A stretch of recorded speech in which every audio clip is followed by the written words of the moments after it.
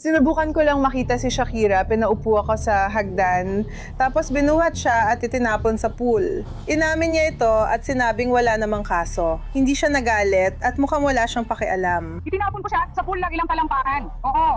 Is that like wrong? Is that a law against that? Binigyan ko ang kapatid ko ng isang plato ng pagkain, pero sabi niya kailangan magbayad dahil hinaing niya yon, kahit hindi naman yun sabi na espesyal nila. Marky, come back.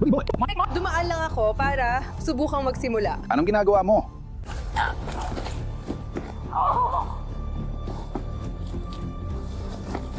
Iyan na ang pinakamasamang nakita ko.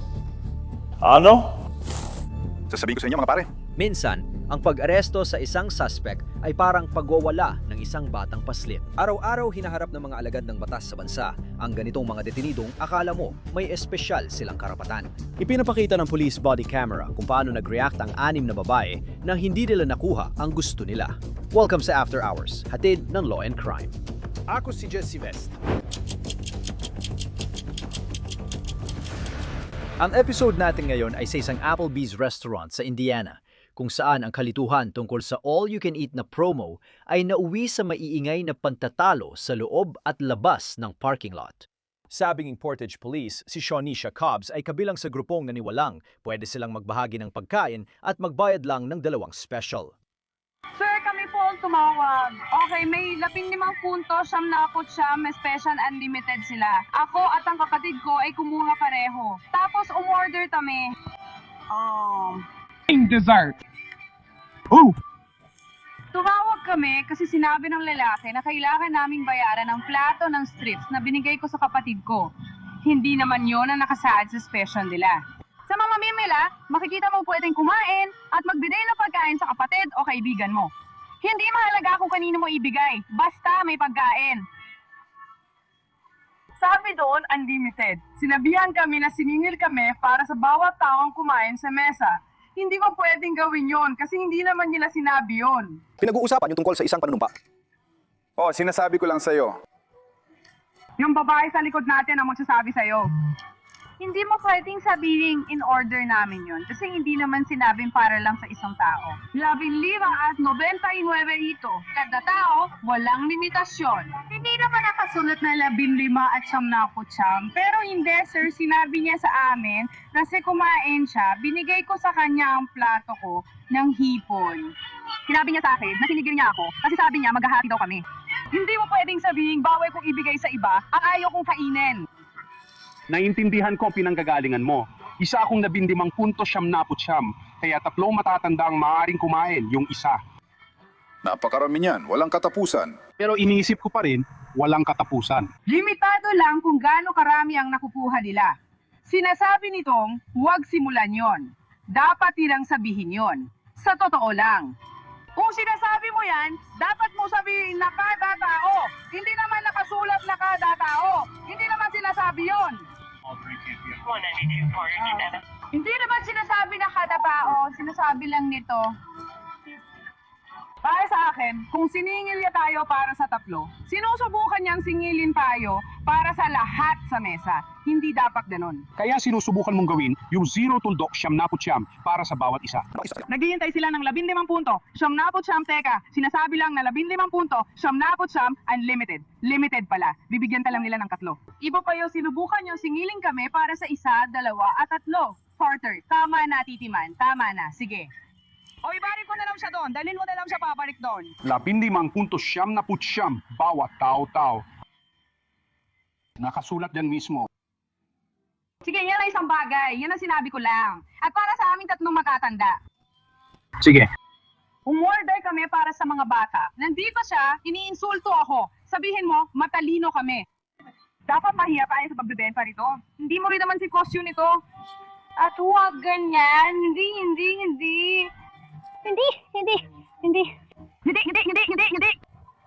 Tama na yan. Pinagsasabihan ka ba dahil sa gulong asal? Tama na. May karapatan akong sabihin ang gusto kong sabihin. Dapat di siya tumigil, makukulong siya. Hindi! Dumahimik ako! Hayaan mo! Hindi! Hayaan mo na lang! Kumalma ka! Sinasabihan kita ulit. Isa pang beses. Hindi sulit yan, sus. Nagtatrabaho ako! Tumahimik ka! Hindi! Kunin doon. Maaari kong sabihin ang lahat!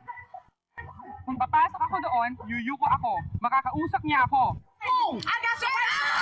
Pakiusap tumahimik ka na lang. Gusto mo mag-hot gawin. Pero ayoko siyang pagsabihan kahit basto siya sa akin. Tingnan mo ang ginagawa mo. Taas! At yung lalaki, sinugod niya ako. Pinanood na siya. Tahimik siyang lumabas. Huwag mong lakasan ang boses mo. Sandali lang, pakiusap. Pakiusap. Hindi umalis ka sa daraanan ko. Pakiusap. Huwag mong gawin yan. Huwag mong gawin ito! Tumigil ka! Tumigil ka! Tumigil ka! Dalhin mo ito dito! Dalhin mo ito sa babae!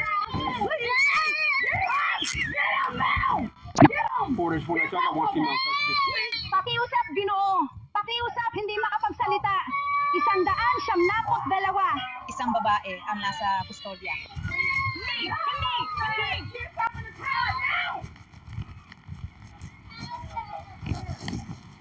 Pwede ko bang ipaputo lang ngipin ko? Grabe ang kamay ko! Pakiusap! Sir, pakiusap!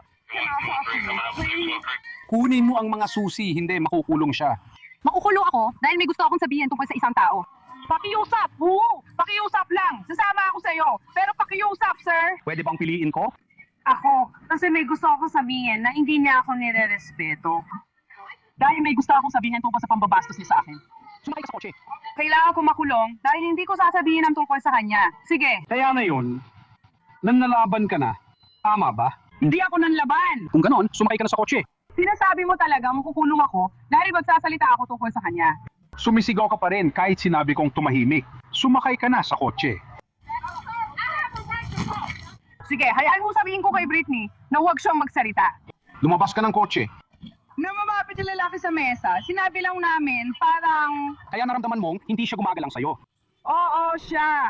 Siya yung walang naramdaman sa paraan ng pagkakasabi niya. Ikaw ang gumawa nun. Nahuli niya yung babae at siya ang saksi namin. Hindi rin siya nagtanong, nasa paraan lang ng pagsasabi. Sabi ko sa kanya, kung gusto mo ng trabaho mo bilang manager ng restaurant, hindi ganyan makipag-usap. Tama ka dyan. Sa ngayon ako sa'yo.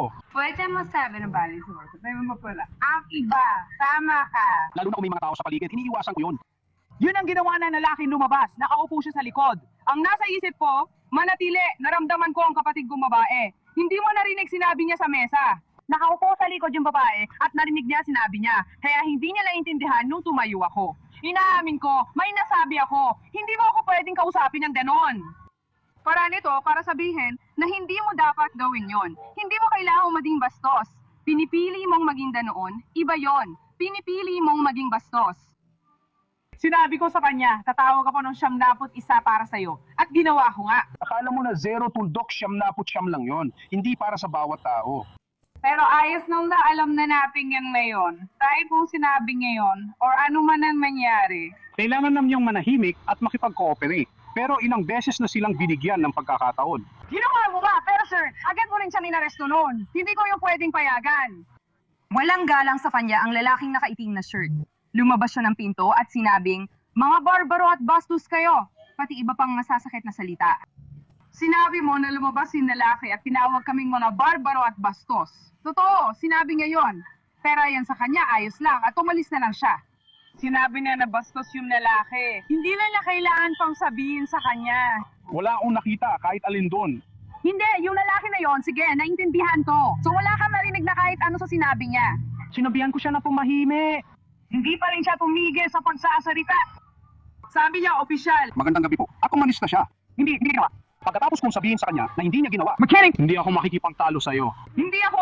Alam ko hindi ka rin. Pero hindi niya ginawa. Nang pinatahimik mo siya, patuloy pa rin siyang nagsalita. Tinawag tayong barbaro at bastos habang umaalis. Tapos sinabi pa niyang mag-enjoy ka. Ay akong tutusin. That's what she said. You don't hear that? 28 na siya. Sige, tungkol naman dito, tayo ang magbabayad ng bill.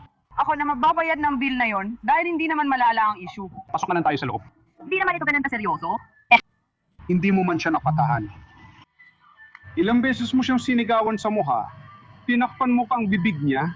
Pwede na ba kaming magsalita o aalis na ako? Sinabi mong bumalik ako sa loob. Nakaupo ako sa tabi niya sa likod. Hindi ko kilala ang babaeng ito, pero server din ako. Namabik yung lalaki at sumigaw sa mga anak niya at sa kanya.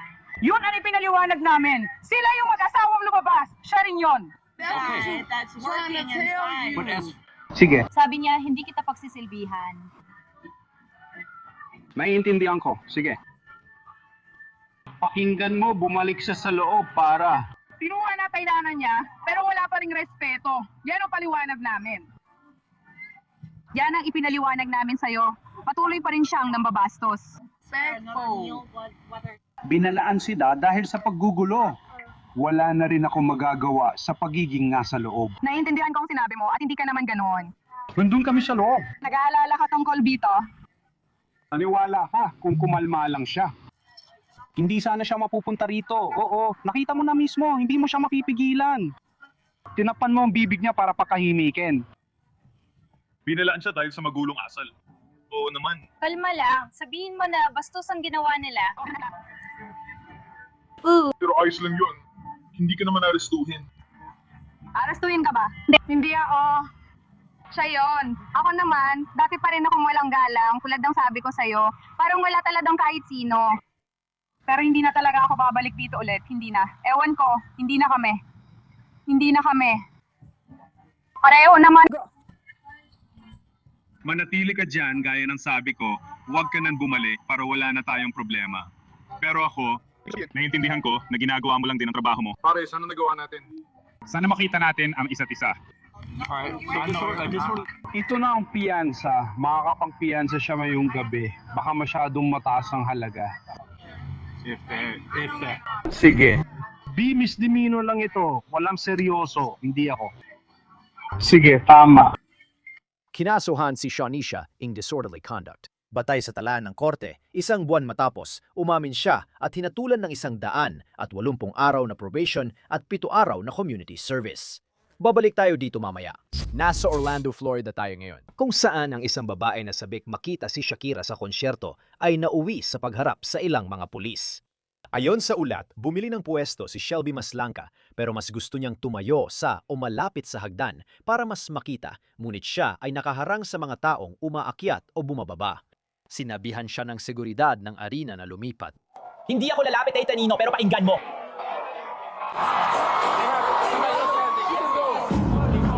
Pwede mo ba akong pakinggan? Hindi ko makita.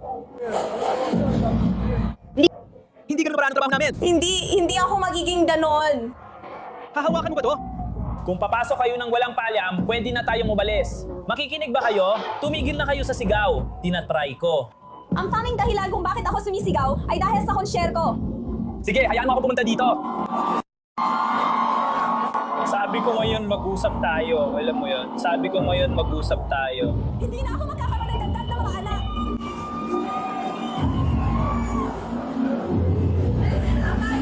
Dito, okay? Ang gusto ko lang sabihin ay nandoon lang ang mga kaibigan ko. Pero may isang buong grupo ng 5 tao na gumagawa rin ng pareho. Hindi ako sumisigaw mga tol. Ngayon, pupunta siya sa kanya. Ano bang mali ang ginagawa ko? Hindi naman ako ganon. Gusto ko lang malaman kung anong mali ko at bakit ako pinagbabawalang pumasok dito. Ang labo nun. May dalawa kang pagpipilian. Babalik ka sa upuan mo o pagbabawalan kang pumasok dito. Alin doon ang pipiliin mo? Pwede ba? Alin doon ang pipiliin mo? Bakit din ka magsalita sa akin? Wala naman akong kasalanan. Babalik ka sa zero o pagbabawalan ka pumasok dito. Sir, wala po akong ginawang masama. Babalik ka sa 0 o pagbabawalan ka pumasok dito? Yung mga taong yun ba ay pinagbabawalang pumasok dito? Babalik ka ba sa syudad mo? Makinig ka, may grupo ng mga tao. Wala naman akong ginagawang masama. Hindi. Hindi! Hindi! Ano ba yan? Wala akong ginagawa, hindi! Wag, hindi! Wala akong ginagawang masama! Wala akong ginagawang masama.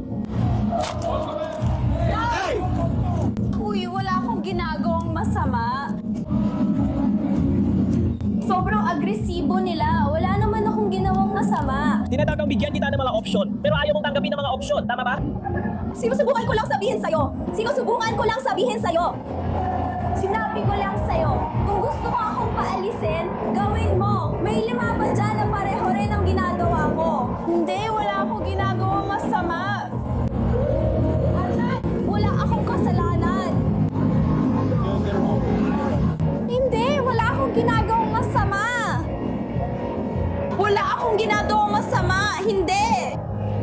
mo. Hindi. Roller! Igilid mo siya. Ay, ganito siya!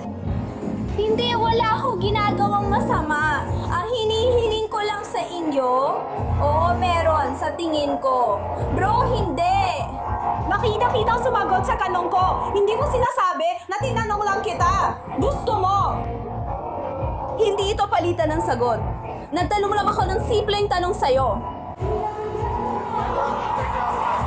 Isang Wala naman akong ginagawang masama. Wala naman ako ginagawang masama. Ngayon, meron na. Gusto mong mag-trend? Sinusubukan mong kausapin yung mga taong yon. Wala naman akong ginagawang masama. Wala akong ginagawang masama. Hindi, pero hindi naman ako totoo. Pwede ba tayong mag-usap? Hindi, kasi hindi naman kayo tumitigil para kausapin ako. Hindi na ako lasing. Ang hiling ko lang, kung papaalisin niyo ako, papaalisin niyo rin ba yung grupo sa tabi ko? Yun lang ang hinihiling ko. Yun lang tinanong ko. Mali yun. Hindi ito kailangan. Hindi ito kailangan. Wala akong ginawa. Nagtanong lang ako sa inyo.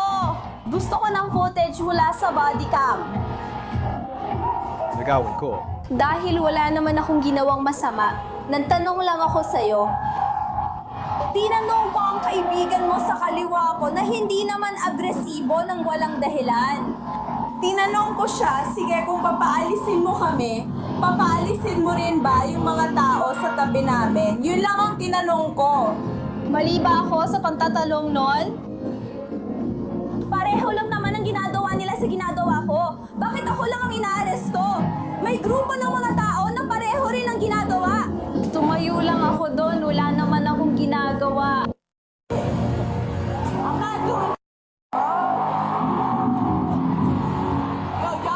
Hindi ko ginagawa.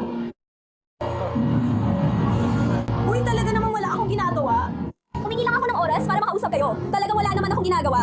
Hindi ako yung people na agresibo at kung ano-ano pa. Talagang hindi ako ganon. Ayon sa ulat, may hawak na inumin si Shelby at ayaw ng opisyal na matapon ito sa mga opisyal o kay Shelby mismo, kaya sinubukan niya itong kunin.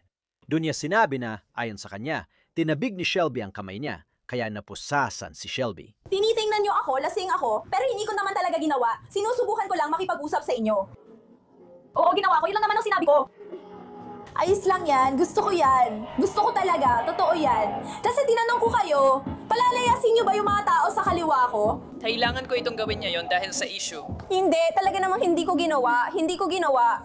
Hindi. Lagi mo akong pinipigilan bago ko matapos ang isang pangungusap. Sobrang agresibo mo. Sobrang agresibo. Hindi kasamang security guard, tama ba? Hindi ko siya sinisi kung bakit kami pumasok dahil ikaw naman ang humalap sa kanya. Uy, sobra na kayo. Wala naman akong ginawa. May 25 pulis kayo para saan? Wala naman akong ginawa.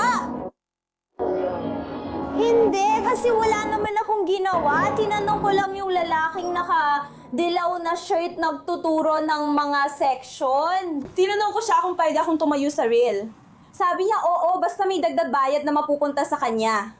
Tinanong ko magkano, sabi niya $20. Binigyan ko siya ng $20 para tumayo mismo doon. Bakit ako inaaresto? Bababa na tayo. Hindi, kasi wala naman akong ginawang masama, wala akong ginawang mali. Yung staff na nagtatrabaho sa Eventego sa Camping World Stadium, sabi nga, bigyan mo ako ng $20, pwede kang dito tumayo. Binayaran ko siya ng $20. Hanapin natin kung nasaan yung taong yon, pero yun nga. Hindi ko ginawa yon. Naiintindihan ko na gusto ninyong sundin ang patakaran.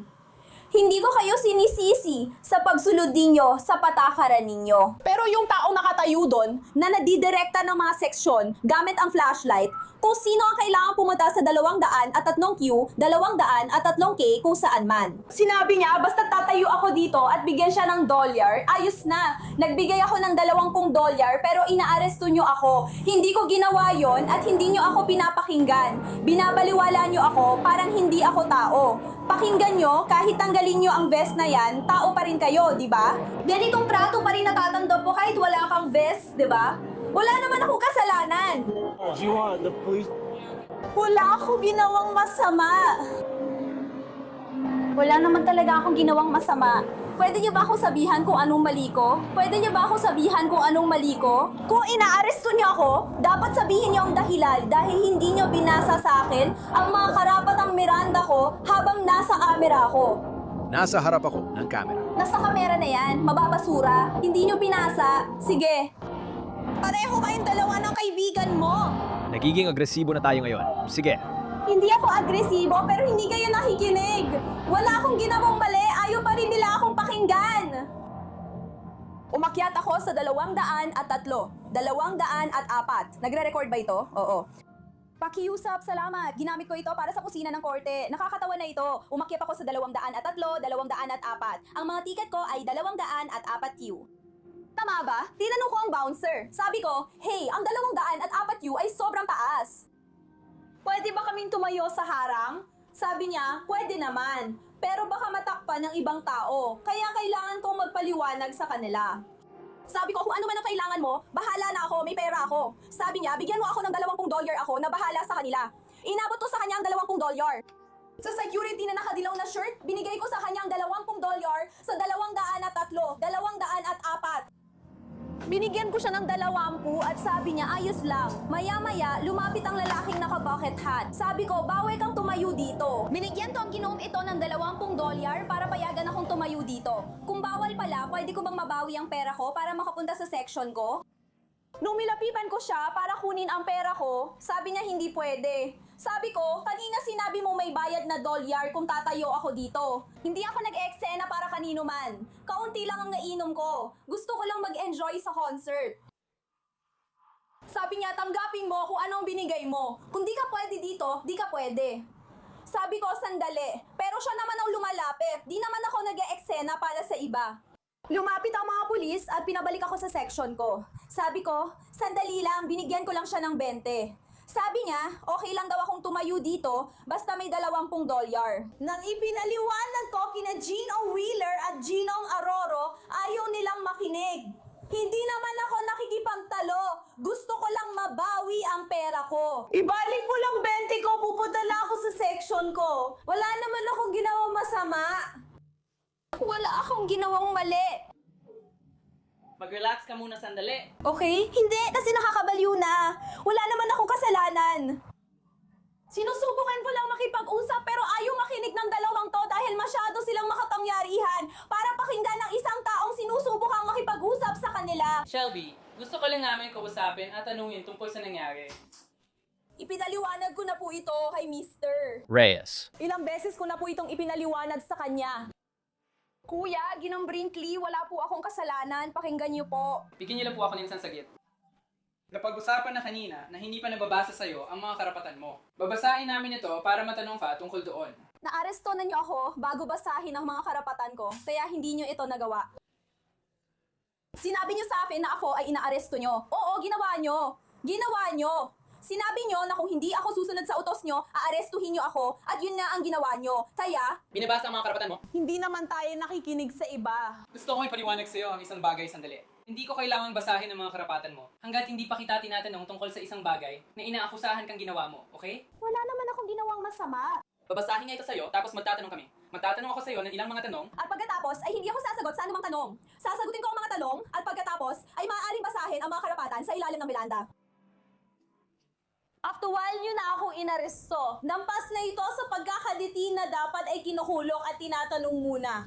Nasa punto na ako ngayon na hindi na makakaalis. Wala na akong kalayaan. Inaresto nyo na ako. Legal na nakuha nyo na ako. Kaya ang pagbabasa nyo ng karapatan ko ngayon ay hindi nagbabago. Na dapat binasa na ito ng mga pulis nyo kanina. Hindi ganon, wala kami noon. Makinig ka. Dapat binasa nyo ang karapatan ko nung inaresto ako. Binabasa mo na ngayon. Ayaw mo bang magsalita ngayon? Gusto ko talagang magsalita kasi wala akong ginawa, Marl. Shelby, Ang sinusubukan kong ipaliwanag sa'yo ay binabasa ang mga karapatan sa ilalim ng Miranda kapag tatanungin ka na ng mga tanong. Hindi yon kapag nilagyan ka ng posas. dapat ang mga opisyal ninyo ay matinong tao na handang makipag-usap. Habang nagtatalo si Shelby sa mga pulis sa security office, may ibang opisyal na kumuuha ng impormasyon mula sa Arena Security. Nalaman nila kung ano ang nangyari sa $20 ni Shelby. Lumapit ako. Tony, namimigay na siya. Pwede na kayong bumalik sa upuan. Ipakita mo ang ticket. Sa Metro 3Q. Tingnan natin. Nandun siya sa taas. Dapat ko na itong patayin. Ayos lang, huwag mo na akong tapusin. Bumalik ka na sa upuan mo. Yan ang meron siya para sa akin. Mga pare, pwede na kayong bumalik sa upuan. Ayokong makipagtalo. Problema ko yan, tinatanggap ko lang. Ikaw sa likod na upuan. Ako lang. Nasa labas na ng lugar. Mga pare, pwede na kayong bumalik sa upuan. Kasama niya yung 2 pulis. Bigla siyang gumalaw. Sinusubukan siyang pakalmahin at kausapin. Balikan at tingnan. Yung patay na oras, inakay pabalik. At yun, binigyan ko ng pera pabalik yung babae. Kaya kinuha niya yung wallet. Binigyan ko yung babae, 20 yun. Pinalik ko sa kanya yung 20 dolyar. Kaya nung oras na yon, naayos na yung sitwasyon. Hindi siya tumigil sa pakikipagtalo. Kaya kailangan niyang ipagpatuloy. Tinapos na ang carpool at sinimula niya pahirapan siya at may hawak na siyang alok. Doon ko siya pinabagsak at kailangan pa rin nilang makaranas ng pagsubok. Nakuha mo? Kailangan ko lang malis. Ang lapit na. Handa ba kayong magsampa ng kaso para sa trespassing? Sige, trespassing. Handa ba kayong magsampa ng kaso? Hindi lang kami basta-basta nagka-trespass. Handa ba siya umalis? Pero hayaan mo siyang umalis. Gusto ba niyang labanan ito? Habang bumababa sila mula sa patrol car, litong-lito pa rin si Shelby kung bakit siya dinatin. Hindi ako makukulong, wala akong ginawang masama. Wala akong ginawang masama. Gusto ko lang makita si Shakira at mag-enjoy sa alaw ko. Batay sa ulat, sinampahan si Shelby ng pagtutol sa pulis ng walang dahas, pananakit sa alagad ng batas at trespassing. Wala kaming makita na update sa kaso ni Shelby, pero ayon sa pulis, bawal siyang pumasok sa lugar ng 1 taon. Ang susunod na body camera video ay mula sa Palm Coast, Florida, kung saan ang isang tahimik na araw sa pool ay nauwi sa gulo. Isang pamilya ang nag-ulat sa pulis na isang babae na nakilalang si Eileen Kulser ang bumuhat sa isang maliit na bata at itinapon siya sa tubig. May isang babae, parang, ewan ko, makikita mo siya pero kakaiba siya, parang may tupak, parang wala sa sarili. Nakaupo siya sa hagdan at binuhat siya ng babae at itinapon sa pool. Tinatang kanyang kontrolin ng mga bata. Sa totoo lang, weird siya at nakakainis, pero mabait pa rin kami sa kanya. Bilabanan niya siya gamit ang laruan at sinabi niya, Lumapit siya at umupo sa tabi namin. Tapos kinuha niya siya at itinapon sa pool. Hindi na niya binanggit kasi hindi raw mahalaga. Hindi siya nagalit o nagpakita ng interes. sabi ko pare, pwede bang pumunta ka na lang doon, hayaan mo na kami, pero tuloy pa rin siya. Sabi niya, hinahagis lang naman ako sa pool at ayos lang ako.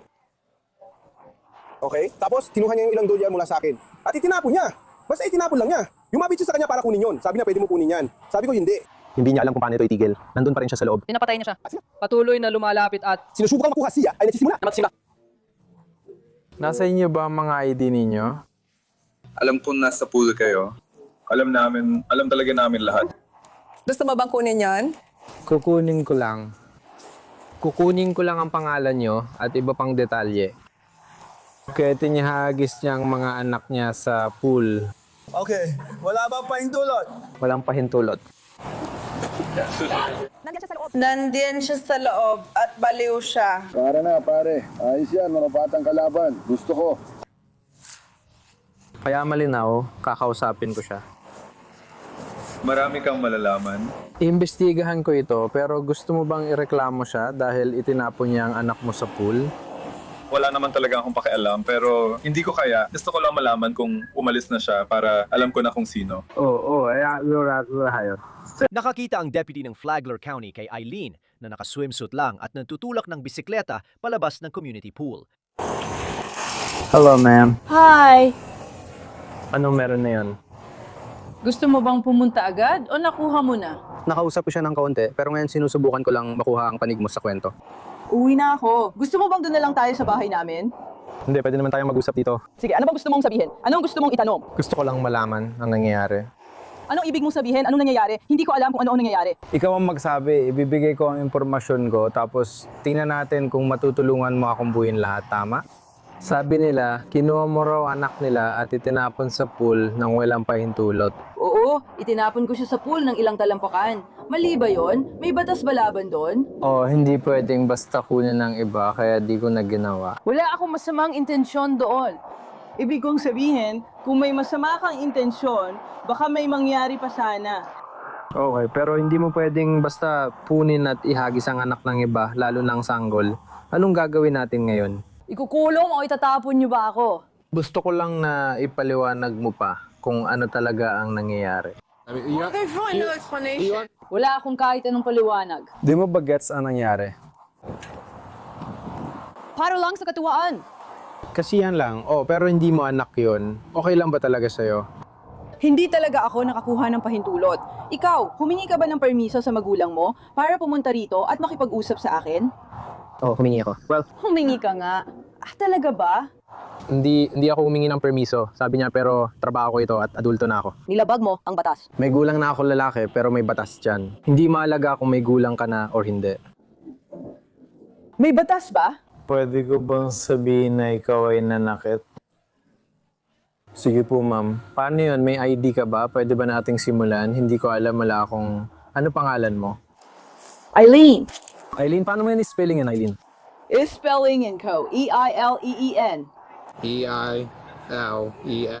Hindi, may dalawang E. E-I-L. I-L-E-N. Oh, dagdagan mo pa ng isang E bago ang dulo. Kaya, E-E-N. Opo, sir. Sige. Kailangan pa ba talaga natin gawin to? Sa tingin ko, kausapin pa sila ng kaunti. Eileen, ano ang apelido mo, Eileen? Alam mo? Pasensya na. Sa tingin ko, wala naman talaga silang pinag-uusapan. Eileen, ano ang apelido? Habang nagtatalo ang mga deputy kay Eileen, dumating ang isang sarhento, inalam ang sitwasyon at kumilos. At yung bata, ayos siya. Ayos lang, buti na lang nasa pool ako. Pero napakabait niya. Sa tingin ko, hindi siya matatag sa pag-iisip, kaya akala niya may sira dito. Hindi ko alam. Nag-swimming lessons ba kayo kasama sila nung alam na nila? Nasa gitna kami nito ngayon. May gitnang pangalan ka, Eileen. Oo, meron ako. Ikaw ba? Meron ako. Anong gitnang pangalan mo? Bakit? Anong gitnang pangalan mo? Bakit ko ba alam yun? Kailangan ko itong malaman para makilala kita. Alam mo ba? Tingnan mo, ako si Sergeant Campos mula sa opisina ng sheriff. Ako ang magbabantay sa'yo.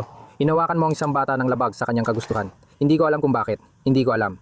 Nagsasalita ako. Oo, nagsasalita ako. Nagsasalita ako.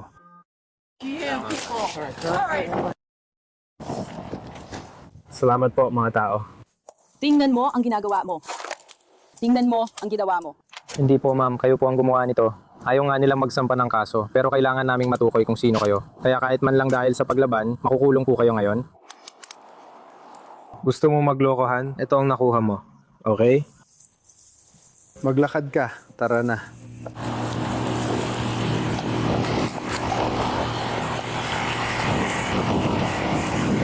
Bumalik ka rito.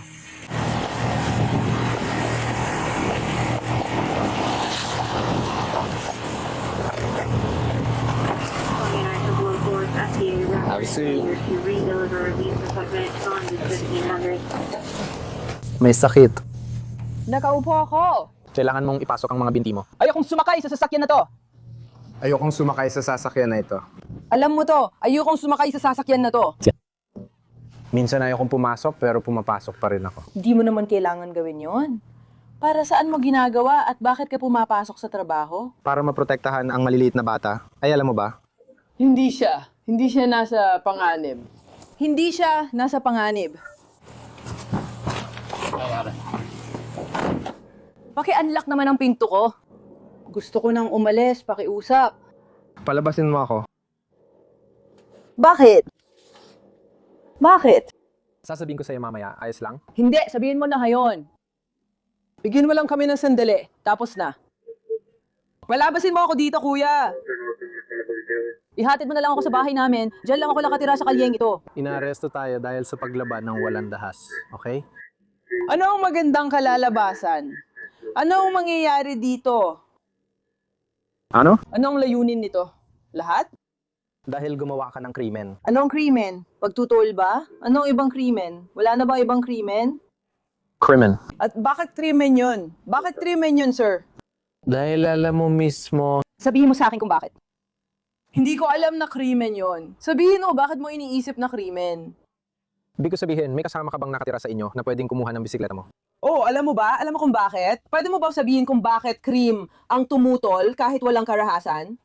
Nandito ang bisikleta ko. Sige. Hindi ako nag-aalala dahil nakatira ako sa isang maayos at ligtas na lugar.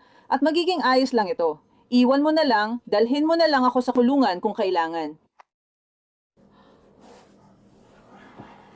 Tinututulan ko ang pag-aresto na ito o isulat mo yan. Delta 14, tatawagan kita kapag oras mo na umalis. Delta 14.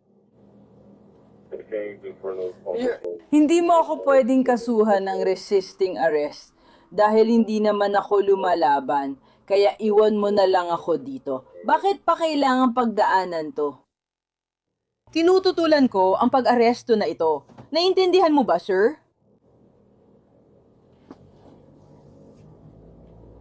Uy, alam mo, habang papunta tayo sa kulungan, pwede mo bang daanan muna yung bahay ko? Nasa kanto lang yon at sabihan mo yung asawa ko. Baka alam na niya, pero gawin na lang natin ito. Nasa kanto lang naman, sir.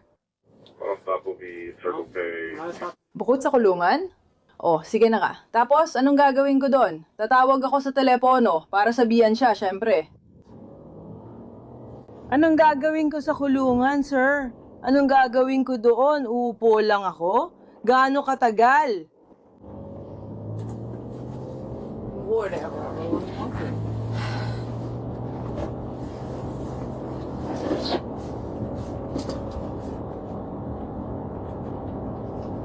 Alam mo, baka dapat maranasan mo rin to balang araw at sigurado akong magre-resign ka sa trabaho mo. Hindi mo na gagawin to sa iba. Alam mo, hindi rin naman ako gumawa ng krimen, sir. Pero ikaw, gumagawa ka ng krimen na yon. Alam mo ba yon? Ang tawag dyan ay kidnapping. Si Eileen ay kinasuhan ng child abuse at pagtutol sa pulis na walang dahas. Sumailalim siya sa pagsusuri sa kakayahang humarap sa paglilitis at ipinadala para sa gamutan bago na pag-alamang kaya niyang humarap sa paglilitis. Pagkalipas ng ilang buwan, nag-no contest plea siya sa third-degree child abuse at ibinasura ng piskal ang kasong resisting. Hinatulan siya ng 2 taong probation. Ngayon, punta tayo sa Ocala, Florida, kung saan tila walang makapipigil kay Kathleen Hagan sa pagkuha ng diet soda kahit bawal siya sa Walmart. Nasaan yung ID? Bakit hindi ko ginawa? Dahil Bawal ka dito, ibigay mo ang iyong ID.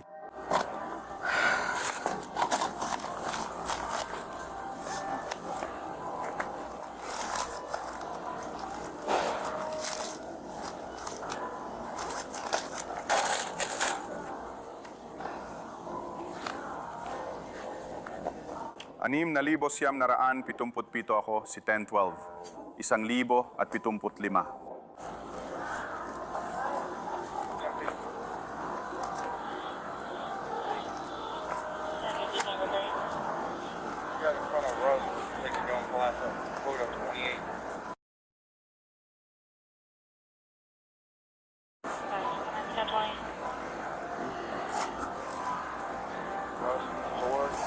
Marian Ekla.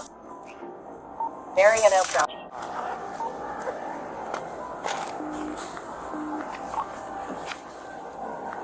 Anim na libo siyam na raan, 77. Isa akong LGR.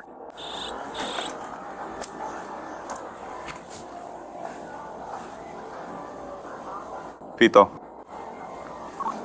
1029. Gamit ang lisensya ng driver sa Florida, pakisuri. Kung may umiiral na babalang, bawal pumasok.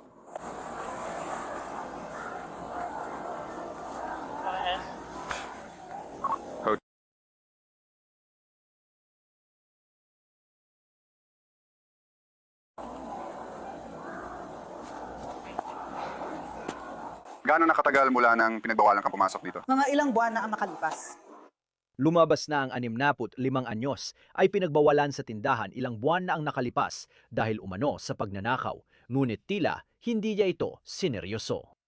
Bakit ka bumalik dito? Lumaan lang ako. Gusto ko magsimula. Alam mo namang makukulong ka pag bumalik ka, di ba? Hindi ito parang... Hindi ko alam yon. Matututo ka rin kasi na mangyayari. Kaya marami pang ibang pwedeng puntahan. Pumunta ka sa Target. Bawal ka ba sa lahat ng Walmart? Hindi naman. Ginagawa mo pa rin. Siya bawal sa mga village at dito dahil sa pagnanakaw. Kaya kailangan mo nang pumunta sa Silver Springs. Huwag ka nang bumalik. Yan ang ibig sabihin ng trespass warning. Parang palugit lang ito.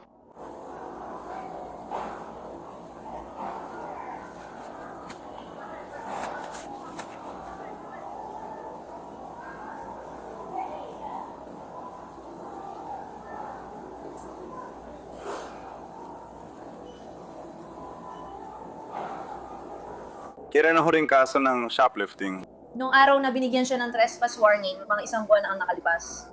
2 ang kaso ko sa kanya, pero sa tingin ko, ang tanging. May tumawag na ba tungkol sa mga kaso mo yan? Hindi pa, pero nakikita ko ang proseso. Hindi ko alam kung saan ito napunta, okay? Sige, hindi. Walmart yun, alam ko. Yun lang, yun. Simpleng discomfort lang, lalo na kung paulit-ulit. Ano ang kinuha mo nung nakaraan? Ano yon? Isang bag at tissue paper. Wala naman yung oras na. Nagsinungaling ka sa akin. Tanggapin mo na tabla lang yon. Di ako nagsinungaling. Ginawa ko? Nagsinungaling ka sa pareong pagkakataon? Hindi. Hindi ako nagsinungaling. Oo, paano? Wala kang kinuha. Oo, nagsinungaling ka sa akin. Nagsinungaling ka sa akin. Kaya magiging mabait ako sa'yo at walang mangyayari. Namin hindi pwedeng magnakaw na walang consequences. Hindi ko sinabi yon, pero siya, basta sinabi niya, pabibigyan niya ako, yun lang. Yun ang ibig sabihin ng trespass warning, pero bumalik ka pa rin.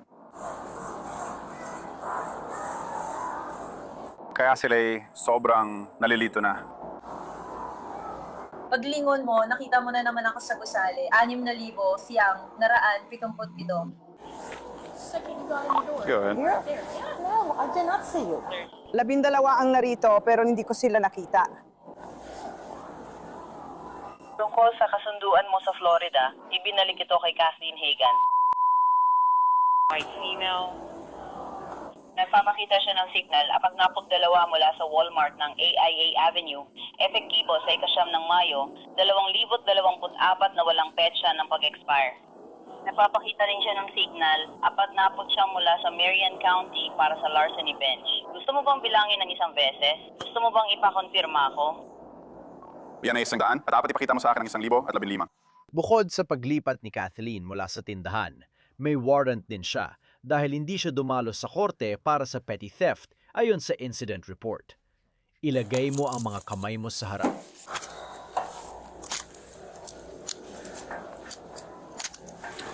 Sige, may walker ka ba or namang gamit?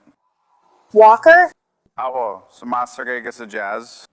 Sige, ayos lang. Wala ang partner ko. Kailangan mong tumayo sa likod. Dito tayo dadaan. Kasi sa grocery ako nakaparada. Tara na.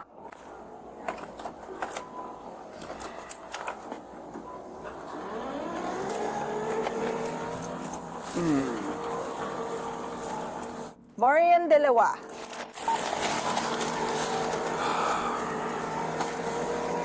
Anim siyam pito. Pwede ba makahingi ng 10? Siyam na ako siyam.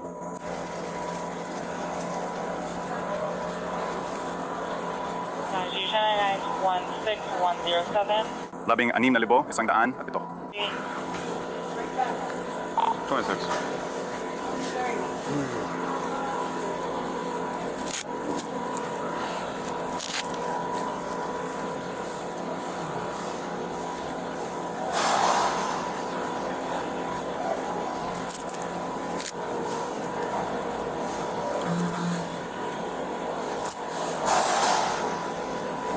Maaari mo bang bilangin yan, sir? 6,000, siyang 100, ito. 100 at siyam sira ang radio ko.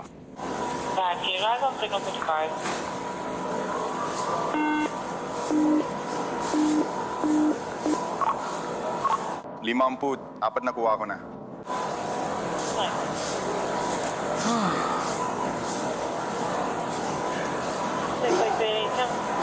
Meron ka bang kondisyong medical na dapat kong malaman? Pero wala namang sakit sa puso o iba pa, tama? Pinosasan kita sa harap dahil may puso ako. Pero kung may kumausap sa akin, magkaproblema tayo sa sasakyan.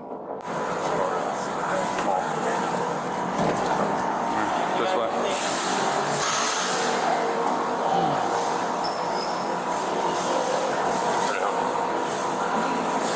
Okay, salamat po, sir. Maghihintay lang ako sandali sa tabi. Sandali lang, andyan lang ang kotse ko. Ilalagay ko lang ang bag ko doon. Pupunta lang kami sa kotse ko. Sige, mauna ka na. Sige. Taas. Dun sa kabila. Mayroon ka bang kahit ano sa bag mo? Kahit anong pag-aari ng Walmart sa bag mo? Ito ang grace period para hindi ka na madagdagan pa ng kaso. Oo, meron. Pakita ko muna, ilapag mo muna dyan. Oo. Ayan na, teka lang, sandali. Hindi pa siya, ito ang grace period. May mga gamit na siya. Sige, hindi ko na itutuloy. Pwede ko bang buksan ito? Hindi ko marinig ang isa. Kukunin ko na. Ayan, tatlo na lahat. Kadiri naman yan. Ito mga to, yung pagkain? Oo. Sige, off. Sige. Ayos, plano mo pala itong nakawin. Ang galing. Well, dadali na siya at kumpirmado ang warrant, kaya yun ang nangyayari dyan. Kukunin ko muna gamit mo bago umalis. Tema! Gusto mo bang itago itong bag na to? Ngayon, ganon. Oo, ang susi ng kotse mo. Sige, kailangan niyang bumalik dito para kunin ang kotse niya o pwede niyo ipataw. Sa tingin ko ganun. Depende kung gaano siya katagal mawawala. Kung wala siya ng higit sa 1 o 2 araw, baka ipataw nyo. Ayokong gawin yon, pero itago mo muna. Sa tingin ko, nabigyan na kita ng sapat na pagkakataon. Siguro sasabihin mo rin sa amin, kaya ayun na. Wala kang dala na droga o anumang kakaiba? Wala. Wala rin gamot mo sa labas na lalagyan ng gamot? Sige. Sige po, sandali lang po.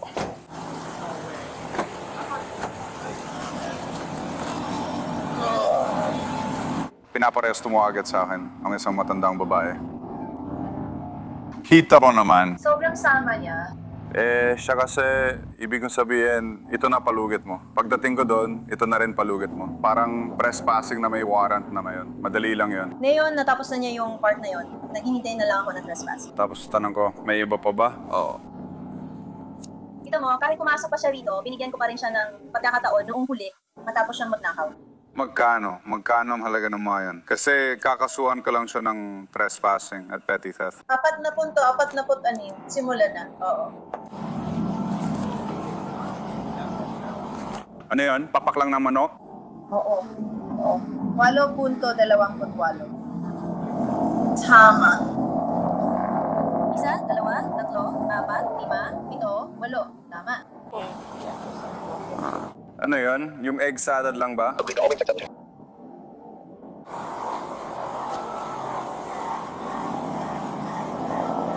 Magkano ulit yung presyo niyan? Sorry. 4.4. Sige, ayos. May ID ka ba? Wala pala. Nasa kotse ko yata. Sige, tuloy ka lang. Inamping ko ang mikropono. Natatakot na ako para sa warrant. 1048. 20 yan. Pwede mo na ipakita ng 10-15. Kaya may warrant din siya. Oh, so huling pagkakataon. Sige. Oh, nino to? Larson. Ayan na.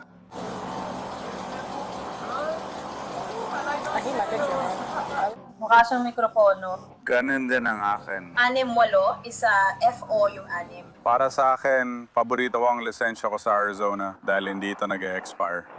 Hindi ito mag-1,013 sa show. Ano ang numero ng telepono mo?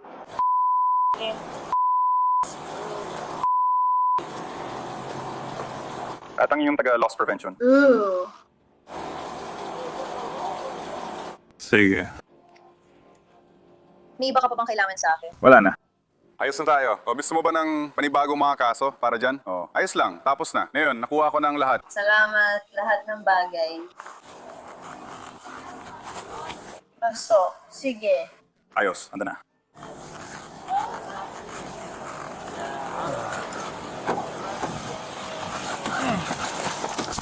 May sapat bang hangin sa likod, ma'am? Hindi, wala. Sige, palalakasin ko na lang kasi sira ang aircon ko. Pwede ko ring ibaba ang mga bintana. Anong gusto mo? Sige. Sige.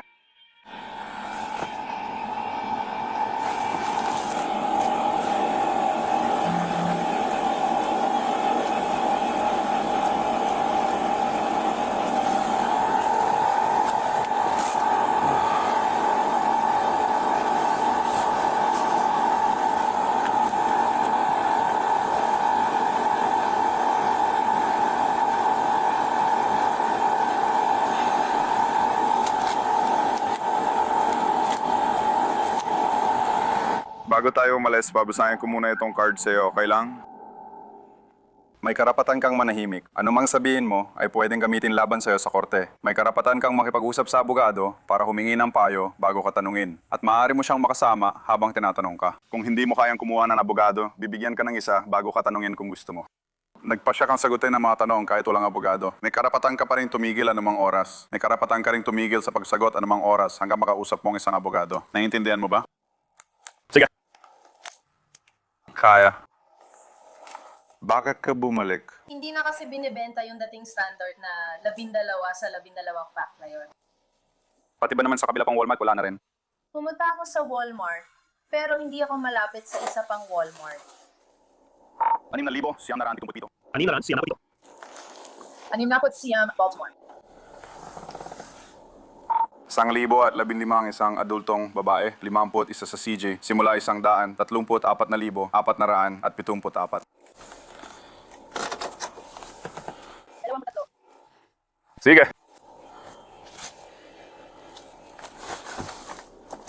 Kaya ka lang ba pumunta dito para sa Pepsi? Sige. Paano naman yung laman ng bag mo? Ay, mahirap kapag umuulan ng niebe. Sige. Inaayos ko ang checking account ko, pero walang laman. Wala akong pera. Sige.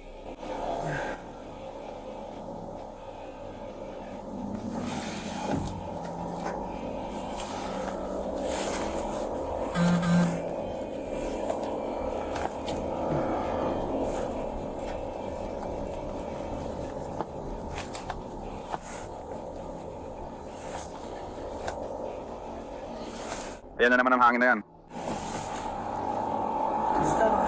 Oo, hinaan ko para mabasa ang card at makausap ka. Ayon sa report, inamin ni Kathleen na alam niya ang trespass warning pero gusto niya talaga ang mga partikular na pakete ng Diet Pepsi at inisip na hindi siya mahuhuli. Inaresto si Kathleen at dapat sana $500 ang piyansa niya sa trespassing pero hindi siya pinayag ang piyansa dahil hindi siya dumalo sa korte. Nagtagal si Kathleen ng 41 araw sa kulungan bago umamin sa petty theft at trespass after warning at ang ipinataw na sentensya sa kanya ay ang panahong na-eserbi na niya. Sunod, pupunta naman tayo sa kabilang panig ng bansa, sa Bonnie Lake, Washington.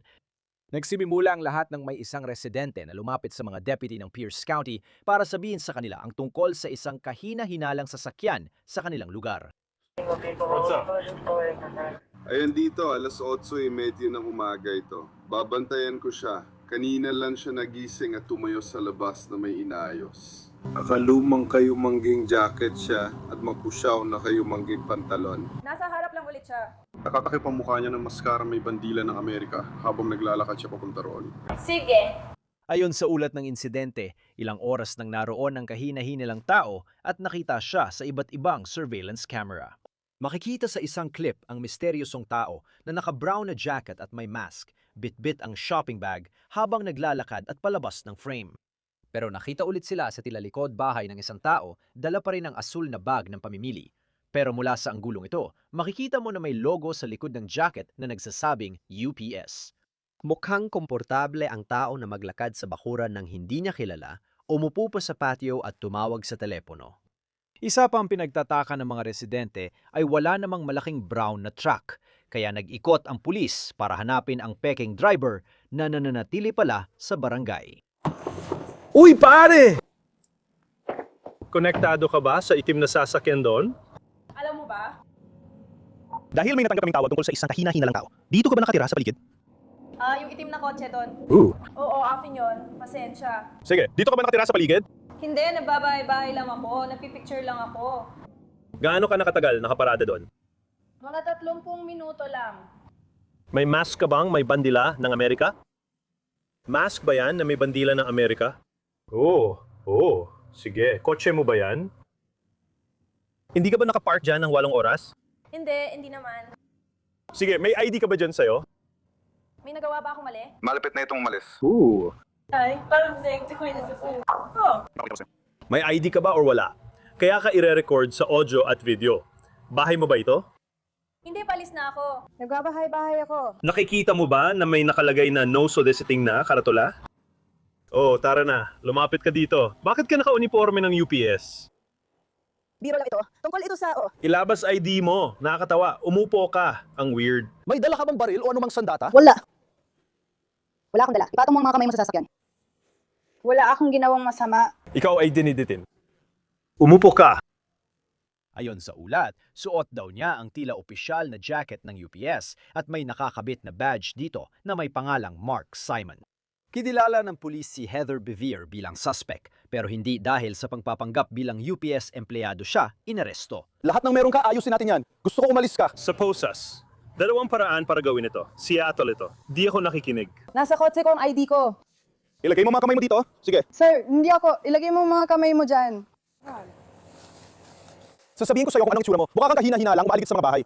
Ano yon? Ilagay mo ang mga kamay mo dyan. Ibabagsak ka sa lupa. Naintindihan mo ba yon?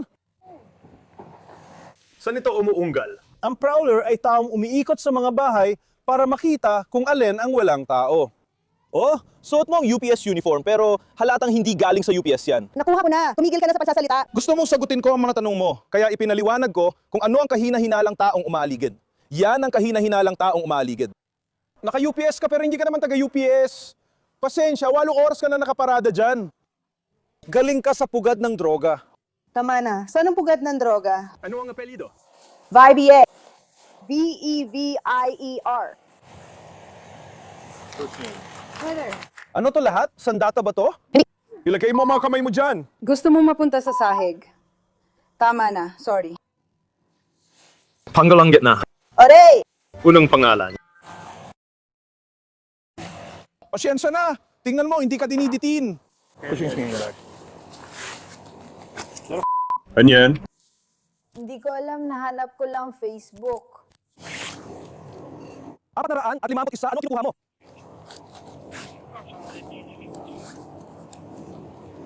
Hindi ako...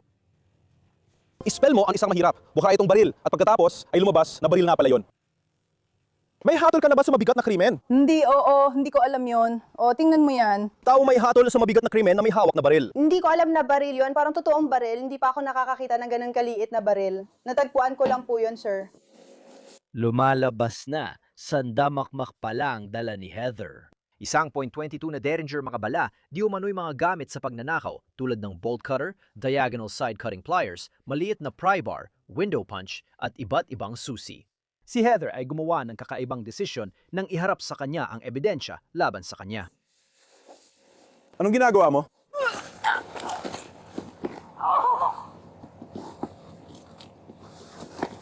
Iyan ang pinaka-peking seizure na nakita ko. Tigilan mo na yan.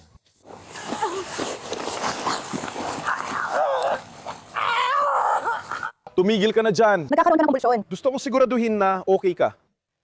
Huminga ka! Huminga ka! Tigilan mo na ang pagpapanggap na may Wala ka namang seizure. Ayan, ganyan. Hindi ako makahinga. Totoo to. Diyos ko. Hindi ako makahinga. Nagkakaroon ako ng mga seizure. Nagkakaroon ako ng mga seizure. Sipay mo ulit ako. Arestuhin na kita para sa 3rd degree. Sinisipam ako. Sigel!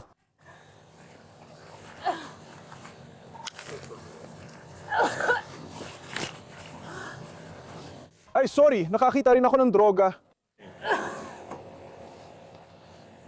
Sinusubukan ko pa rin alamin kung paano ko ito maibebenta.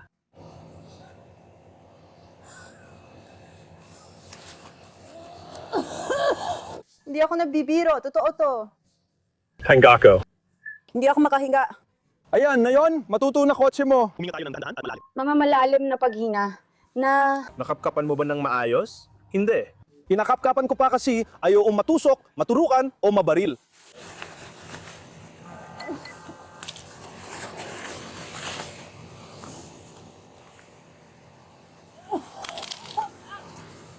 Sigel!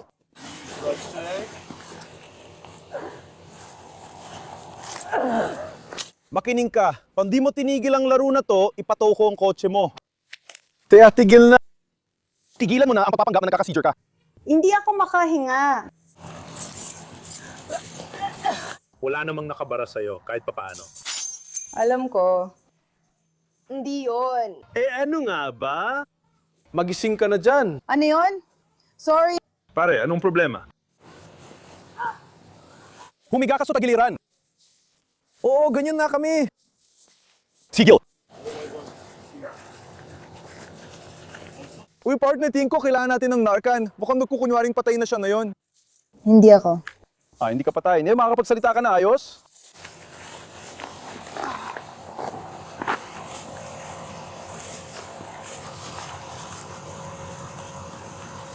Ipagpatuloy mo pa ang mga ganyang kalokohan, dadalhin kita sa kulungan. Ititigil mo na ba katangahan mo? Ikaw ba? Makukulong naman ako kahit anong mangyari. Maipit ka ba? Hindi ka maipit. Gusto mo bang nakulong? Ito ang kokotse mo at peperwishuing kita ng husto. Pwede mo bang tigilan ang pagpapanggap na nagkaka-seizure ka? Pwede mo bang tigilan ang pagpapanggap na may sakit ka? So nagpapanggap ka lang ba na nagka-seizure ka? Oo, hindi. Hindi ito illegal. Sabi mo lang ang totoo. May mga pang-inginig talaga ako. Nagpapanggap ka lang ba na may seizure ka or hindi? Anxiety lang ito. Nagpapanggap ka lang ba na may seizure ka? Tingnan mo kung ano mangyayari sa'yo. Kukunin mo ba itong Narcan o hindi? Hindi ko sasayangin dito ang mga pangligtas buhay kong supply medikal. Pwede ba kitang pakiusap? Kinakausap mo na ako. Sobrang naiinis na ako sa'yo. Una. Pangalawa, hindi ito unang araw ko sa trabaho. alam ko, obvious naman, hindi ko alam kung nasaan sa tingin mo tayo. Di tayo sa Seattle. Hayaan mo muna ako magsalita. Tigo! Inayos ko na pare. Pasensya na. Hindi ako makatayo. Tatayo ka dahil may baril ka kanina. Sisiguraduhin namin wala ka ng ibang baril. Ngayon, ibuka ang mga paa at tumayo ka dyan. Tigilan mo ang kakalokohan. Pasensya na. Wala akong pasensya na. May dala ka pa bang iba bukod sa baril? Wala. Sir, nakita ko lang yon. Hindi ko alam na baril pala talaga. Nakulong ako ng 11 taon. At iniisip mo na dapat ako magulat na parang wow, nakulong ka ng 11 taon? Ang galing naman. Ayos lang yan. Malinaw na hindi sapat ang 11 taon para matuto ka. Makinig, may karapatan ka manatiling tahimik. Ano mong sabihin mo pwedeng gamitin laban sa'yo sa korte. May karapatan kang kumausap ng abogado at magkaroon ng abogadong kasama mo habang tinatanong ka. Kung hindi mo kayang kumuha ng sarili mong abogado, bibigyan ka ng isa ng korte.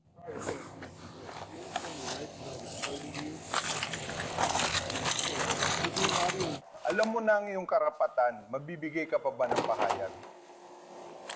Sa akin tungkol sa pagiging palaban. Ikaw ang may baril. Ikaw ang nagpapanggap. Kaya makinig ka! Panahon na para maging tapat at direkta ka sa partner ko. Ayoko makipag-usap sa'yo. Galit na galit ako sa'yo. May baril ka at isa kang kriminal na nagkukunyari lang. Pupunta pa dito ang mga bumbero. Sayang ang buwis, oras at pera ng mga tao. Kausapin mo ang partner ko at maging tapat. Alalahanin ang mga karapatan mo. Magsimula tayo sa unang tanong. Hindi ka naman taga rito. Bakit ka paikot-ikot sa mga bahay na parang UPS driver ang itsura mo? Pumunta lang ako para makita ang nasulog na bahay. Hindi ko talaga alam. Tinitingnan ko lang ito. Sige. Hindi ako ng loob. Ikaw ba? Papasok ka ba sa nasunod na bahay? Hindi ako pumasok. Bahay mo ba yon? Hindi, narinig ko lang na sobrang prito raw at gusto ko lang makita. Gaano ka nakatagal dito? Seryoso, nangangako ako, 1 oras at kalahati lang. Yung nagsabing 8 oras ka na dito, nagsisinungaling sila. Nangangako ko, hindi na ako magsisinungaling sa'yo. Saan mo nakuha yung UPS na uniforme? Meron na kaibigan ko. Bakit mo suot yan? Pakiramdam ko, hindi ako mapapansin ng iba. Yun lang talaga gusto ko. Para may tago ka sa kapitbahayan, nagdamit kang parang UPS driver. Bakit kailangan mo pang magbago ng anyo kung wala ka namang ginagawang mali? Ayoko kasing mapansin habang tinitingnan ko yung bahay. Saan mo nakuha ang baril na to?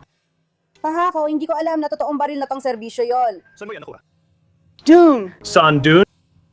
Sa Brady Park, dun yun. Alam mo ba yung ferry? Matanda na rin siya. May drug din ba dun?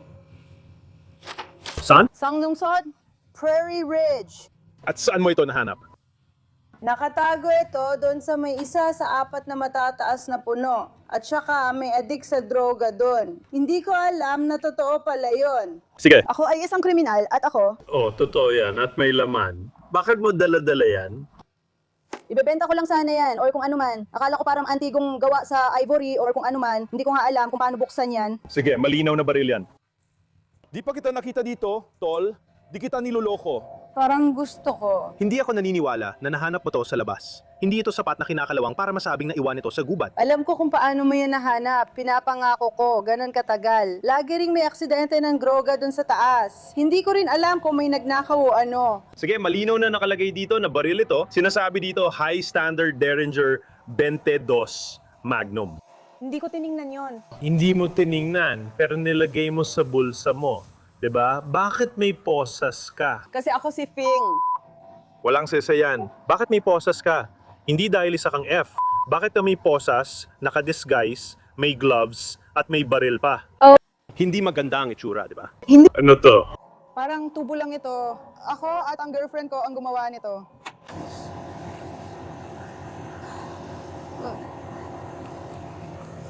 May iba ka pa bang gamit dito? Papasok na ako sa rehab. Sige. Oo, meron na po. Pumunta ako sa DSA 2 araw ang nakakaraan at naayos ko na insurance ko. Ayokong bumalik sa kulungan, sir. Hindi ako ang magdedesisyon kung babalik ka sa kulungan. Huwag niyo po akong ipakulong. Gagawin ko ang kahit ano. As in kahit ano talaga. Gagawin ko lahat. Hindi ko kaya. Ganito ang problema natin. Sige, nasa isang lugar ka na hindi mo tinitirhan, nakabihis na parang nagtatago ng pagkakakilanlan, may kargadong baril sa bulsa, naka-gloves at may face mask pa. Nakasuot ka pa ng parang UPS driver. Ano bang ginagawa mo? Hindi ko alam, nababagot lang ako at walang ginagawa. Nababagot ka?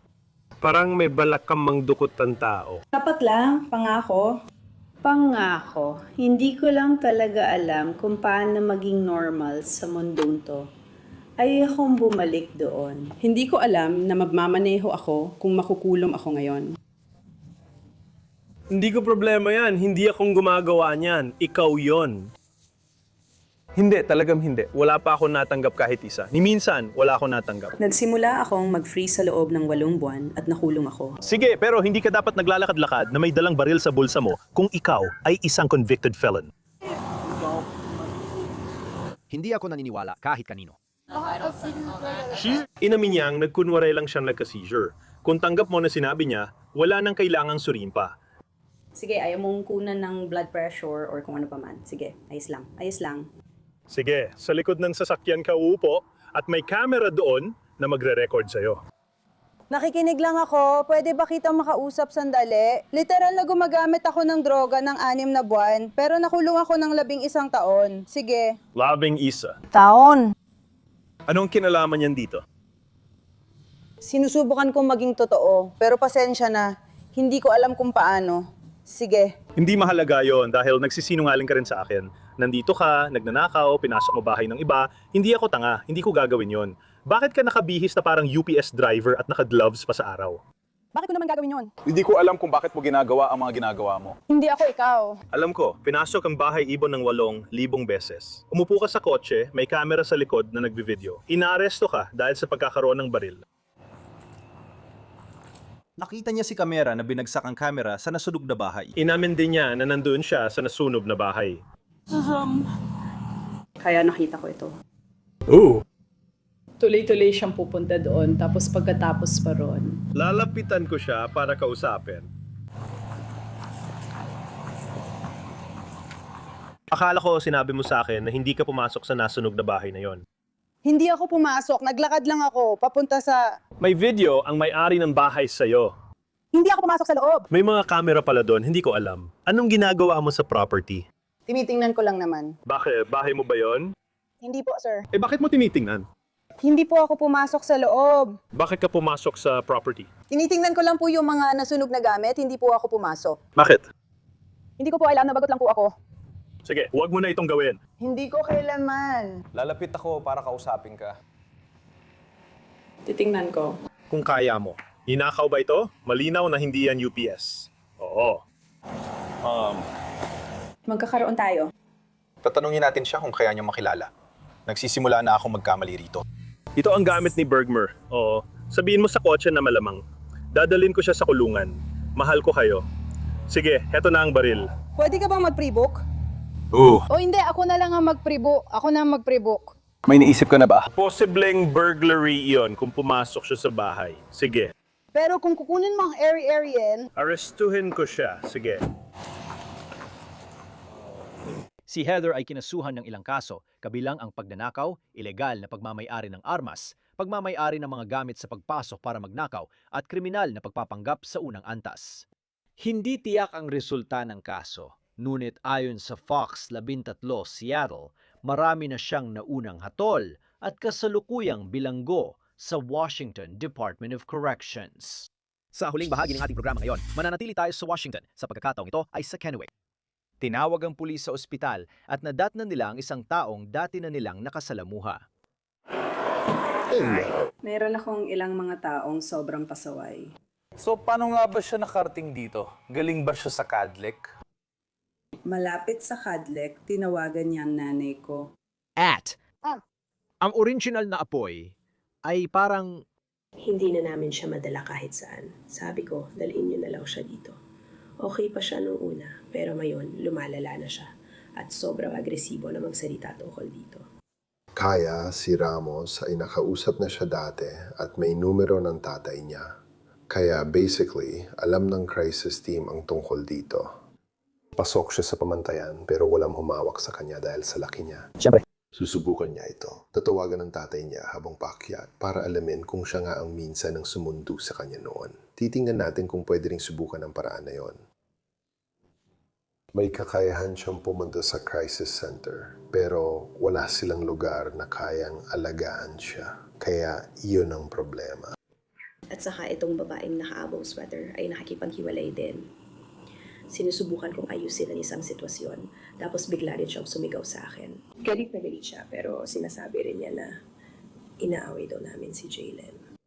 Sabi ng pulis, ang pasyente ay si Jalen Cheney, 28 taong gulang na kilala online bilang plus-size influencer na si JBA. May higit 140,000 followers siya sa TikTok, ngunit ngayon ay nagva-viral siya dahil sa pagtatalo niya sa staff ng ospital.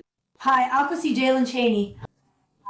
Ang pangalan ko nung ipinanganak ako ay Jalen IGR Cheney. Sige. Sige, sa kasamaang palad, marami na akong naisumit. Sinusubukan ko talagang magsumit pa ng marami. Sa totoo lang, Ano ang nangyari nung kumuha sila ng peking aktor? Astig talaga yon at marami pang nangyari. Pwede ko ikwento lahat sa'yo sa presinto kung gusto mo. hindi ko alam. Akala ko tinawag ako dahil may mental health crisis kasi pinalabas nila na ganun ako. Pero alam nilang ginagawa nila at ngayon kasama na pati mga binayarang aktor. Sinubukan kong ipaalam sa kanila na dapat umalis na sila pero tinawagan ko ang FBI para humingi ng tulong sa crisis. May mga start na bagay akong inaasikaso sa Cadlec na napagtanto kong doon ako ulang dinukot o doon ako ipinanganak. Yung tungkol sa pag-kidnap na yon, gets mo ba? Sige. Hinihintay ko pa tawag ng SART, tinanggal na ang linya ng teleponyo, kaya di na ito humagana. Kahit sagutin mo, hindi ito gagana. Gusto mo bang subukan tumawag gamit yan? Kaya bong buo. Halang kung hindi naka-on ang gamit mo. Naka-on ito. Nagre-record ito. Talaga? Sige. Sige, may tumutulong pula. Ano na ang sitwasyon? Maghihintay ka lang kay Sark. Sinusubukan kong makuha, naghihintay ka kay SART. Tinatangka mong makontak si Sark. Oo, pero ewan ko, parang ang daming gumalapit sa akin na parang Cadillac, tapos akala nyo nagkukunwari lang ako. Minsan iniisip ko, baka nababaliw na ako, kaya wala pa akong napapanood sa TV. Alam ko may mali, kasi paulit-ulit din ang ipinapalabas ang Fox 11, tapos magsisimula na ito. Alam mo yon? May mali. Alam mo ba kung anong mangyayari? Iniwan nila akong galito, hubad. Akala ko, pupunta ako dito para humingi ng tulong, at baka dinala ako ng Diyos dito. Nung naging kakaiba si Lord, sabi ko, ang weird nito. Tapos may ilang miyembro ng PD na tinakot at kinikilan ako. Doon ko naisip, ang weird dude, hindi ako baliw. Ligtas ba ako dito sa Tri-Cities? Hindi. Kailangan ko talagang umalis, kaya gusto ko sana ipa-aresto niyo ako kanina. Anong plano mo para umalis sa Tri-Cities? Hindi ko alam. Maghihintay sana ako kay SART pero bawal daw. Kailangan nila akong dalhin sa isa sa mga lugar na binigay nila. May dala akong evidence bag. Sinuri nila ang evidence bag ko, nakalang makikita roon ang laptop at cellphone ko na dapat ay kay Jerome Davis Cheney na siguro'y nakakulong na ngayon. Hindi pa ako nanonood ng kahit anong balita sa social media mula noong ika-23. Ewan ko, simula nung nagloko ang cellphone ko at lahat ng iyon. Kaya sinusubukan kong pumunta sa presinto para masabi ko sa mga tao tulad nito kung ano ang ginagawa ni Nakara at ng mga peking aktor na ito at kung paano kumikilos ang mga ospital. Akala ko tinatrato nila akong pasyente pero sobrang pagod na ako. Hindi pa ako natutulog sa loob ng 20 araw na parang imposible mangyari sa tao. Sige. Pinipilit kong ipagdasal ang mga taong ito dahil akala ko totoong pasyente sila at iniisip kong baka nasira ako reputasyon nila. Palagi kong naririnig si Jalen sa balita pero hindi ko siya nakikita. May pamilya ka rito, Jalen? Ang tatay ko si Jerome Davis Cheney.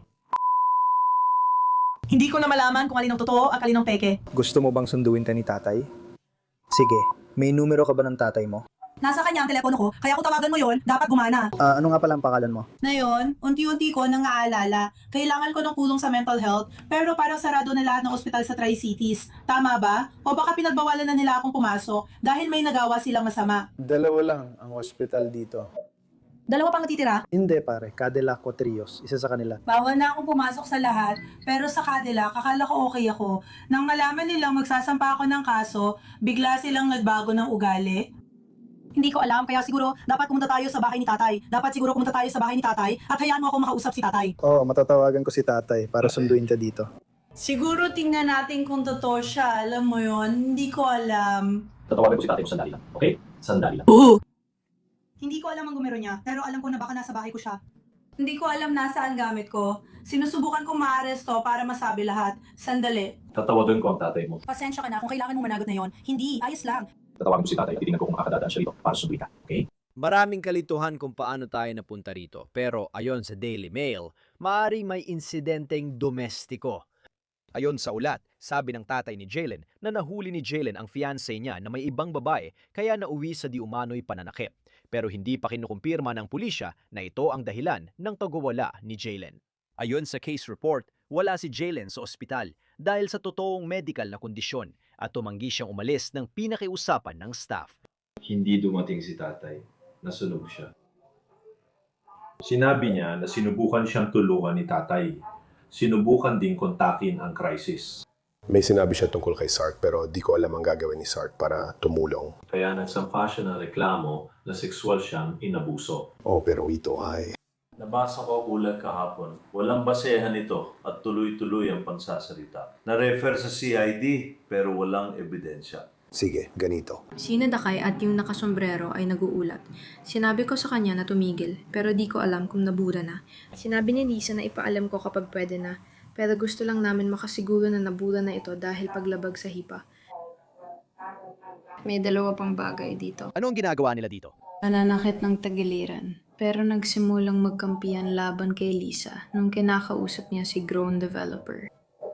At pagkatapos, patuloy silang umaakit dito at parang sobrang maingay at agresibo sila sa mga staff dito. Yung dalawa na nakatayo dito. Sige, pasensya na. Hindi sila pinatanggap. Pinapaliwanag lang ni Lisa na kailangan lang nilang simulan na kausapin siya. Siguraduhing mabura ang video dahil ito'y paglabag. Bumalik na ba siya noon? Sige, sige. Hindi kanya tutulungan. Di ako sigurado. May isa niya silang karaniwang ginagamit. Hindi... Sabi niya may 2 insidente. Ako yung pangalawa, kaya titingnan ko kung uuwi ako. Nagtanong lang ako, tapos tinanggal siya sa sistema. Sinusuri namin ito. Sig! Lalapitan ko yung nagsampang reklamo at kakausapin ko. Nagiging malupit to. Walang problema. Ando siyang tumalon. Well, Bumaba na kayo ngayon. yan ang dinalawa ko. Susunduin ko siya kasi gagawin niya yon. Susunduin ng tatay niya. May maliit siyang anak doon. Natakot na ito. Sa inyo ba yung wheelchair? Oo, wala siyang suot na damit. Para lang alam mo, ayokong pumunta. Pumasok ba siya lang gano'n? Paano niya ginawa? Ambulansya. Bula sa catalyst. Lord, si siya ay nasa kalusog na kaspirasan. Kailangan niya itong kulin. Sigurado siya sa ginagawa niya. Pinagwawalan din siya sa Lords. Hindi ko alam. Sinabi niya, Cadillac. Noong nakaraang linggo, dumiretso siya sa amin mula sa freestanding at agad siyang pumasok doon nang walang pahintulot. At pagkatapos, inadmit siya. Nandito siya ng kung gaano katagal at ngayon, bumalik na naman siya. Kaya. Hindi nag-aalala si tatay, Jay. Nakausap ko siya, sabi niya, hindi niya inasahan na pupunta siya rito.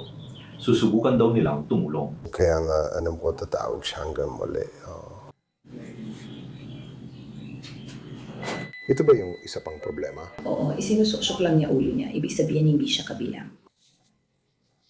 At sinusubukan niya maging bayani nang wala namang dahilan. Kaya. nangangailangan ng pansin. Kaya ayaw ka nila dito at ayaw tumulong ng tatay mo dahil sinunog mo na ang tulay na yon. Kaya anong gagawin mo ngayon? Nakuha ko ang lahat ng impormasyon mula kay SART habang ginagawa ang raid kit ko ngayon. Hindi available si Sark sa ngayon. Kaya anong gagawin mo? Pupunta ako sa isa sa mga shelter na nakalista nila. Kailangan ko lang ng telepono, di ko alam nasaan ang akin. Pwede ko lahat sabihin sa istasyon ng pulis. Naisulat na ang ulat na yon, kaya hindi na natin kailangang ulitin pa yon. At oo, pwede niyo ba akong tulungan kunin ang mga gamit ko? Dito nila ako iniwan at literal na hindi ko kaya, hindi ko pa nagagawa. Saan napunta ang mga damit mo mula doon sa una mong pinanggalingan? Yung raid kit ko sa SART, yung raid kit ng SART sa Cadlet, dun nila ako pinaalis. Lahat ng ebidensya, hawak ko nun. Nandun lahat. Kung dadalhin niyo ako sa presinto, mag-usap tayo. Hindi na kita kailangan dalhin doon dahil bawal ka ring tumagal doon. Sige, isang pakete ng impormasyon na lang. Hindi ako pinapayag ang tumawag maliban sa siyam isa-isa at binabantayan nila lahat ng tawag. Hindi ko akalain ganon, pero alam ko kahit anong sabihin nila. Tama lahat ng sinasabi nila. Parang kailangan ko bang pindutin ng siyam para makalabas? Hindi.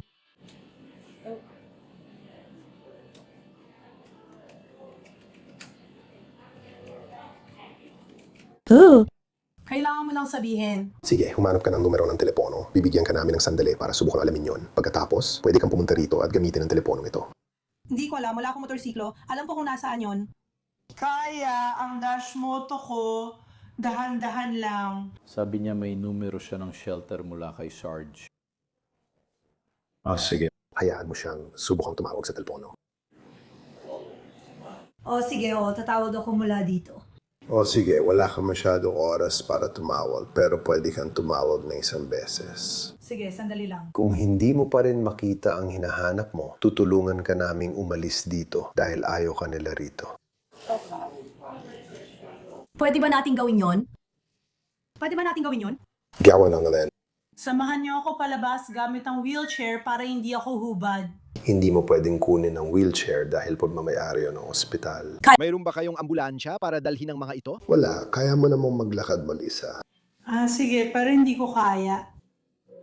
Ilang beses nakitang gawin yan.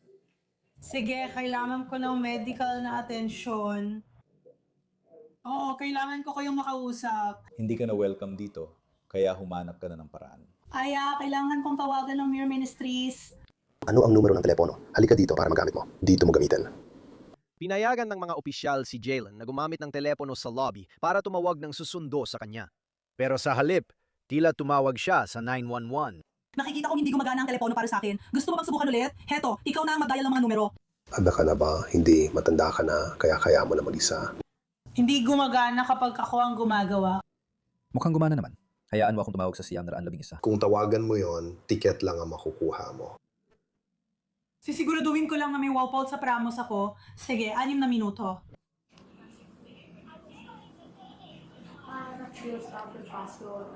Si Jalen tumawag na sa Siyam na 11. Tawagan mo na lang. Mahuhuli na yata ako sa puntong ito kasi marami akong gustong sabihin sa'yo tungkol sa kanila. Ito si Jalen King. Jalen IGR. Shot! Binababa na nila ang tawag. Sige, heto na. Hindi... Honey, nandito sila. Gusto mo bang makipag-usap sa kanila? Gusto mo bang makipag-usap? Oo, ayaw nilang makipag-usap. Binigyan nila ako ng ticket. Kriminal na babala. Oh, nadi-disconnect na sila. Sige, ayos ka na. Tara, yan ang babala mo sa pagpasok ng walang pahintulot. Hindi ako sasama kahit saan sa'yo. Hindi ka sasama sa amin. Aalis ka na sa property ng kumpanya nito. Hindi ako alis. Hoy! Mga saksi. Kailangan ko ng saksi. Hindi totoo yan. Alam niyo ginawa niyo. Kaya kung alisin ko to, 79 na taon lang. 79 na taon. Kung gusto ko talagang maaresto, gusto ko talagang maaresto. Kaya pupunitin ko to. Pwede mong punitin yan kahit ilang beses mo gusto. Hindi nun mababago ang katotohanan na dinala namin yan sa'yo. At alam mo, bawal kang pumasok dito sa loob ng 79 na taon. Punitin mo. Ito ang lahat ng ebidensya ko. Lahat kayo, siguraduhin kunin nyo lahat ng gamit nyo. Haya, alis na tayo. Kaya naman, pakiusap, papatayin nila ako. Nakuha na namin ang mga gamit namin. Nakita nila ang ginawa mo, gamit ang mga gamit ko. Alam mo ba kung nasaan yon? Wala akong pakialam. Hindi mo alam Hindi ko alam. Tatawagan ko na lang si tatay ngayon. Napag-usapan na ng tatay mo, sinunog mo ng tulay, kaya di na siya pupunta. Tatawagan ko talaga ang tatay ko. Ayaw kanyang kausapin. Ibigay mo sa akin ang telepono. Hindi mo makukuha ang telepono ito. Nantitrespass ka. Hindi ako nantitrespass. Maaari kitang tawagan. Tara na. Hindi, kailangan mo akong arestuhin dito.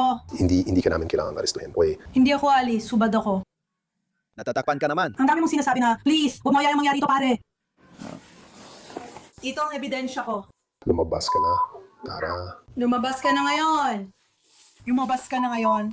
Tara na, sige. Kailangan ko ng... Ito ang dahilan kung bakit ako pumunta sa Trios. Dahil alam kong gagawin niya to. Hindi... Ayaw kanilang tulungan.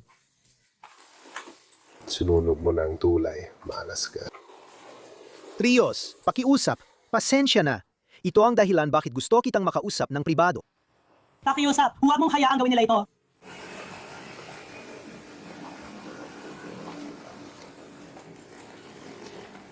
Alam nyo ginagawa nyo at hubad ako. Hindi ako bababa sa wheelchair. Ayaw ka nila dito. Ibigay mo sa akin yan. Ibibigay namin sa'yo. Trespassing. Nagawa na namin yun. Siguraduhin mong gubad ako doon. Pinunit mo ang papeles mo. Yun ang formal na abiso sa'yo na bawal kang pumasok.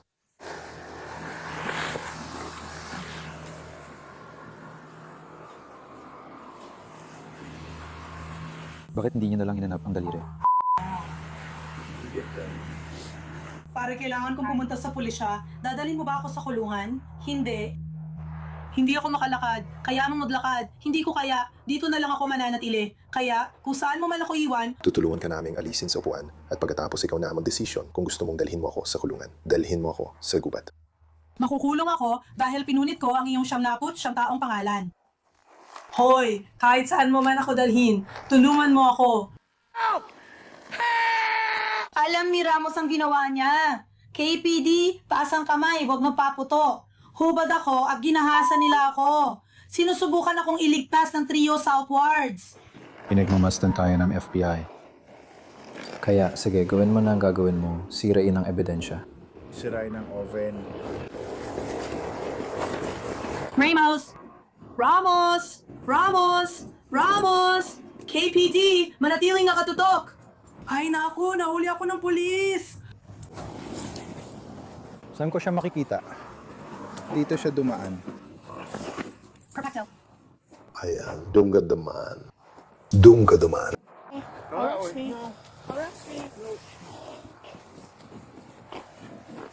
Kailangan kong pumunta sa ospital.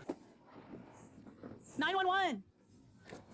Kahit sinusubok ni Jalen ang pasensya ng pulis, pwede sana siyang bigyan na lang ng babala. Pero pagkatapos, nangyari ito. Lakad. Kasi gusto ko. Kasi gusto ko. Kailangan mong tumayo ng maayos. Hindi, nakakatawa ka rin. Iwan ko pare, sino si Jacob Robb? Malalaking bar. Lahat ng files. Dalhin siya sa kulungan. Siyempre naman. Siyempre naman. Siyempre naman. Siyempre naman. Sige. Katie. Isa-isa nirap nila ako. Nakikipag-usap sila kay Ray Cesar. Iyan ang huling bagay na gagawin natin kailanman. Nasa lata ang impormasyon ko. Hindi ko may on ang switch. Nakuha mo na siya, 6,900 at 15 dalhin ako sa kulungan. Uy, pakitawagan ng si Yami sa isa. Hawak na siya ngayon, astig. Ayan na. Kasya siya. Sa tingin ko, Ay, kasya siya ng maayos. Oo, mataba ako. Mataba, yun lang. siya ay para lang sa reserba. Malaking ako ang magmamaneho. Sige. Naglagay kami ng gas-gas. NPPD. RPD. Siguro pwede kang sumali kung gusto mong maging bahagi nito. Nakuha mo lahat sa camera. Hayaan mo lang akong ganito. Ganito mo ako gusto. 911! 911! Tumawag sa 911! Sinusubukan mo ba akong gahasain? Sige nga, sabihin mo. Hindi, tinatakpan lang kita kasi ako. Narinig kita. Hindi lang dashcam mo ang may kuha nyon. Dahil hindi lang bodycam mo ang nakakuha ng lahat ng yon. Sinusubukan akong patayin ni Ramos. Naparecord ko ito sa TPD. Tara na! Maglakad ka. Maglakad ka. Ito, Diyos ko. Michael, tulungan mo ako. Michael, tulungan mo ako. Sumakay ka na lang sa kotse. Diyos ko. Oh. Sige, tumayo ka na. Hindi ko kaya. Kaya mo yan. Hindi ko kaya. Tumayo ka lang mula sa upuan ng maayos mag-isa. Tumayo ka. Sandali lang. Tinututulan ni Jaylen ang pag-aresto namin, kaya isasama rin namin ito sa mga kaso niya. Taas ang kamay, huwag bumaril! Taas ang kamay, huwag manggahasa. Taas ang kamay, huwag bumaril. May kapansanan ako. Tumayo ka. Inatake ko ang isang opisyal. Pakiusap, dalhin mo ako sa kulungan. Alam na po. Hindi. Opisyal ako, takin na. Matanong tayo sa pinakamalapit na istasyon ng bumbero kung pwede silang magpadala ng ambulansyang pang-transport. Ang taas niya ay 5 paa, 5 pulgada. 550 pounds. Hindi ko talaga taya. Si Sebastian sobrang namangha. Oo, hindi naman sila ganon. Tandaan mo, hindi ako pwedeng gumamit ng telepono. Baliw ako. Paano ka namin matutulungan na makatayo? Hindi rin nyo kaya. May pwedeng tumawag ng ambulansya?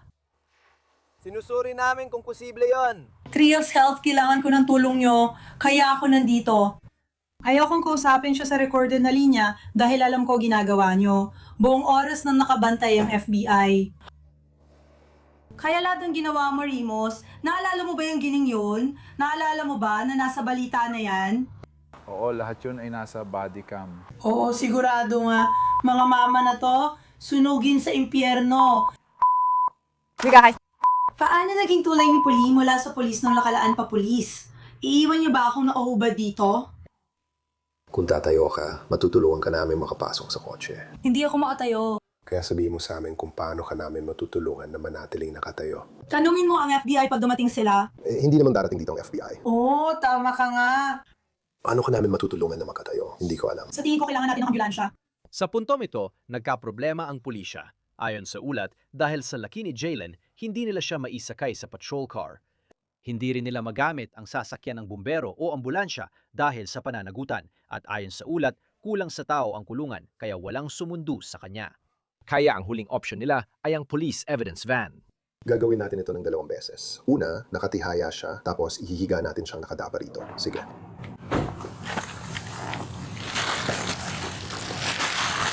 Kukuha muna ako ng tuwalya. Sisiguraduhin kong ligtas tayo. Ayos lang tayo.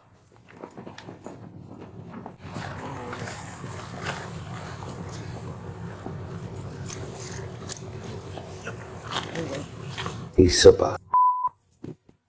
Hindi ko kaya. Salamat sa Diyos at nanatili ako sa lobby ng mga bagay.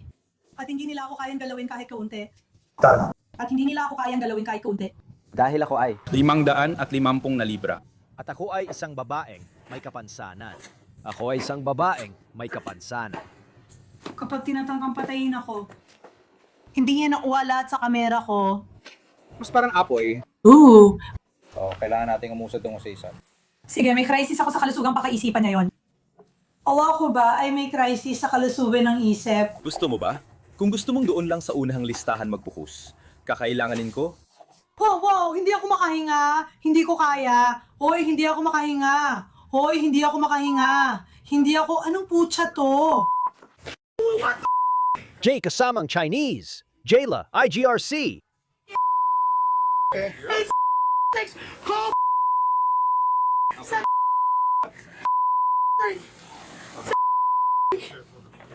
Ay, salamat sa Diyos. Tuloy na tayo sa kulungan, di ba? Babasahan niyo ba ako ng mga karapatan ko? Sino ang nagsusulat? Pwede ko rin itong sabihin. May karapatan kang manahimik at anuman sabihin mo ay maaaring gamitin laban sa iyo sa korte. May karapatan ka ngayon na makausap ang isang abogado at makasama mo siya habang tinatanong ka.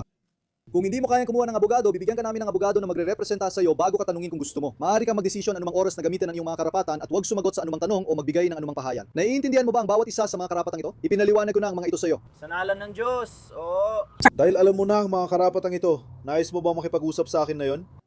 Ihingi ako ng abogado sa ngalan ng Diyos. Sige. Kung patayin mo ako, malalaman nila ang ginawa mo. Naka-livestream ito, kaya alamin na Jake at Pyler ang ginawa mo. May emergency ako sa mental health ko. Pwede ba akong ihatid ng kahit sino sa Chio's Health? O siguro sa kulungan? Doon mo ba ako dadalhin? Hindi ako makahinga, pero ngayon malino ko ng alam ang ginagawa mo. Sa ngalan ni Satanas, naway bumagsak sa impyerno ang mga inang ito, ang higpit ng mga posas. Iyan na ang pinakamaluwag na kaya nila gawin. Dahil mataba ako? Iyan na talaga ang pinakamaluwag na kaya namin gawin. Dahil ba sa lagay ng katawan ko? Sabihin mo lang kung ano ang tamang kalagayan. Kaya, Pwede mo ba ulitin ang mga karapatan ko? pasyensya na, tama pala yon. Hindi ko maalala na nagkaroon ako ng emergency sa mental health. Ano nga ulit yun? Ano nga ulit yun? Saan niya ulit tayo pupunta? Ilagay mo ako sa body bag tapos iniisip mong walang sumusunod sa'yo? Ganun ka ba talaga katanga? Oo, ganyan ka kapunyetang tanga. Sige, hunin mo na lang ang mga posas. At sa ngalan ni Jesus. Inaresto si Jalen dahil sa third-degree assault, first-degree trespassing, resisting, obstruction, panghihimasok sa ospital at maling paggamit ng 911. Sa huli, hindi na itinuloy ng mga piskal ang kaso. Salamat sa panonood mga kaibigan. Ang episode na ito ng Long Crime After Hours ay sinaliksik, isinulat at produce ni Savannah Williamson, inedit ni Daniel Camacho. Ako si Jesse Weber. Kita tayo sa susunod na linggo.